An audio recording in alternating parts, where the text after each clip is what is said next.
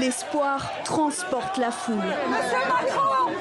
Devant le président français, les habitants de Beyrouth laissent éclater leur colère envers l'ensemble de la classe politique libanaise. Bande de gangsters, bande d'animaux, de chiens, sauvages. Même du haut de son balcon, cette femme crie son désarroi. Regardez nos maisons! Le peuple veut la chute du régime, répète la foule, qui demande l'aide de la France, excédée par la tragédie et la crise économique sans précédent. Une souffrance qu'Emmanuel Macron dit avoir entendue. Je suis là aujourd'hui, je vais leur proposer un nouveau pacte politique cet après-midi.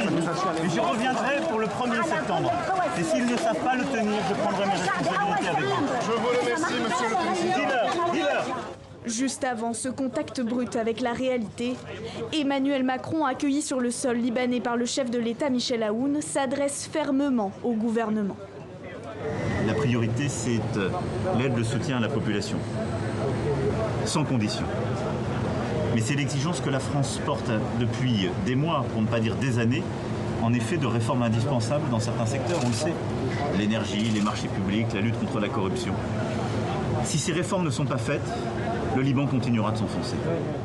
L'autre volet de cette visite, faire un état des lieux dans les ruines de la capitale meurtrie et proposer que la France coordonne l'aide humanitaire internationale.